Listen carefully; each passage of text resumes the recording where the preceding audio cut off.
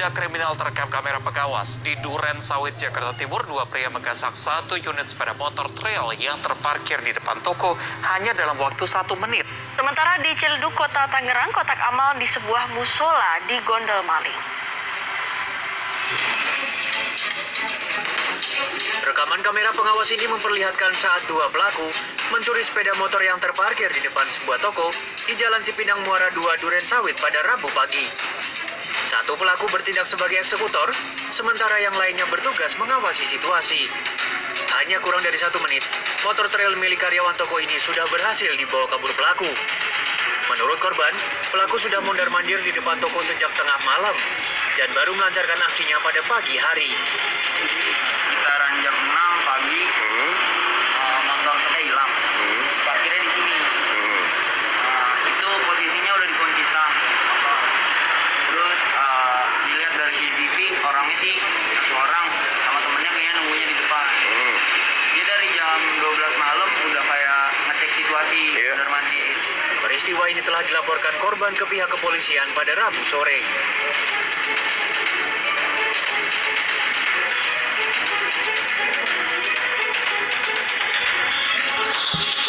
Aksi pencurian terekam CCTV juga terjadi di Kota Tangerang, Banten. Peristiwa terjadi di sebuah musola di Jalan Raden Fatah, Sudimara Selatan, Ciledug, Kota Tangerang. Pelaku mencuri isi kotak amal yang berada di dalam musola. Pelaku yang masuk dari pintu depan ini langsung membongkar kotak amal dan mengambil isinya. Peristiwa pencurian ini baru disadari pengurus musola saat akan sholat. Ya, itu pun kejadiannya sudah jam 5.34 setelah kami pulang sholat subuh, otomatis kami matikan lampu. Akhirnya ya kejadiannya kita nggak tahu ya. Nah, diketahuinya itu setelah kejadian sekitar jam 12 setelah zuhur. Kejadian ini bukan yang pertama kali terjadi. Diduga pencurian sebelumnya juga dilakukan oleh orang yang sama. Meski telah memiliki bukti, pihak musola belum berencana melaporkan pencurian ini ke pihak berwajib. Tim Liputan CNN Indonesia.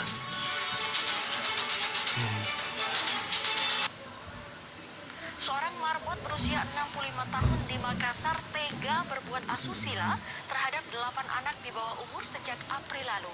Aksi bejat yang dilakukan di dalam masjid itu terekam CCTV. Sementara di Palembang, Sumatera Selatan, polisi berhasil menangkap tersangka pencurian ponsel dengan modus berpura-pura menjual stiker keliling ke setiap rumah. Selengkapnya kami rangkum dalam Kriminal 24 jam.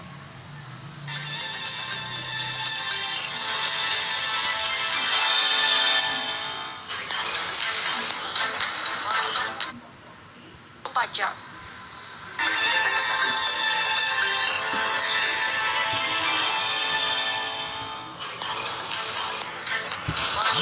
Pencurian ponsel terjadi di Palembang, Sumatera Selatan dengan modus berpura-pura menjual stiker keliling ke setiap rumah.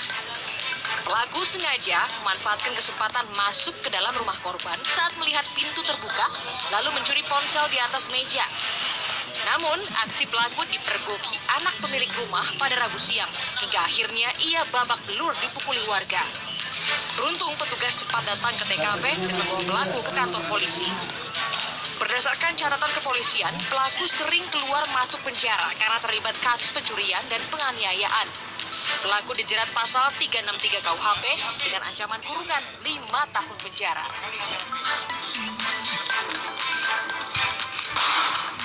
Pengejaran terjadi saat tim anti bandit Polres Goa, Sulawesi Selatan menggerebek rumah terduga pelaku pencurian ponsel Rabu malam.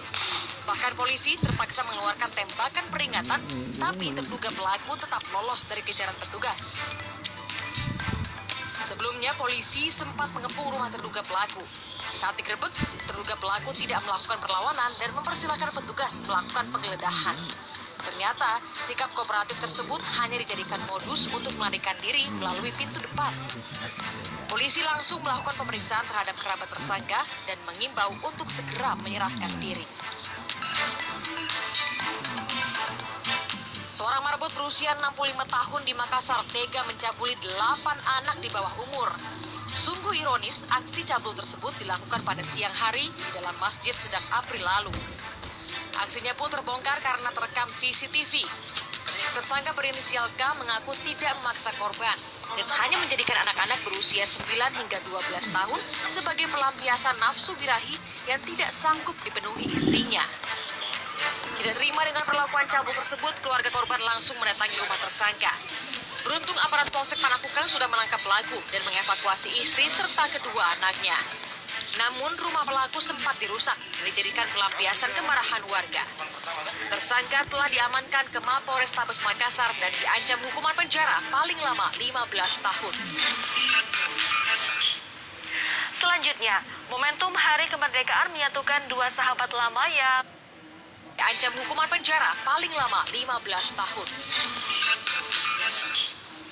Selanjutnya, momentum Hari Kemerdekaan menyatukan dua sahabat lama yang telah terpisah selama puluhan tahun. Di Semarang, Jawa Tengah, dua pejuang veteran dipertemukan setelah 57 tahun berpisah. Ya, pertemuan keduanya berlangsung dalam suasana haru karena sama-sama saling menduga sang sahabat telah meninggal dunia.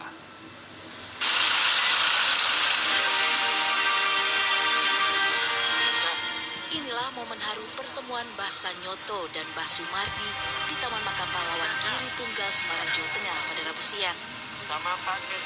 Sempat saling tertegun dan bertanya, kedua mantan polisi tentara ini akhirnya menyadari mereka pernah bersahabat di zaman perjuangan. Masih sehat ya? Masih bisa jalan Pak? Kedua veteran pejuang ini terakhir berkomunikasi 57 tahun silam. Dan selama ini, keduanya sama-sama mengira sang sahabat telah meninggal dunia. Kini, Sanyoto telah berusia 91 tahun, sementara Sumardi 95 tahun. Kedua sahabat lama ini dulunya sama-sama bergabung dengan Badan Keamanan Rakyat pada 1945. 3 tahun kemudian, Sanyoto ditarik ke pasukan pengawal Jenderal Sudirman di wilayah Surakarta dan bertugas hingga ke Gunung Lawu, Karanganyar. Sedangkan Sumardi bertugas di Kopi 26 Yogyakarta dan terlibat dalam serangan umum 1 Maret 1949. Saya merasa seperti muda lagi. Iya, lagi mana? Kok saya dong? Ya, salah sama aja kan. Rupanya tahu ya saya udah Pak. Ini adalah mujizat Tuhan Pak. Kita syukuri. Oh, jelali, berdua. Dua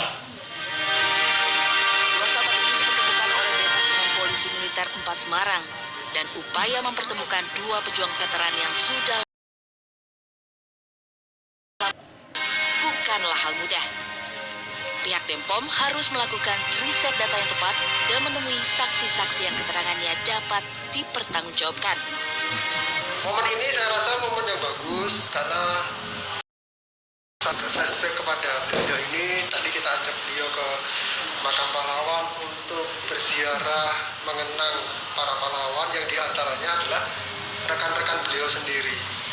Nah, momen ini kan saya rasa juga jarang terjadi mengingat usia beliau yang sudah sepuh. Presiden pertama Bung Karno pernah menulis pahlawan untuk berziarah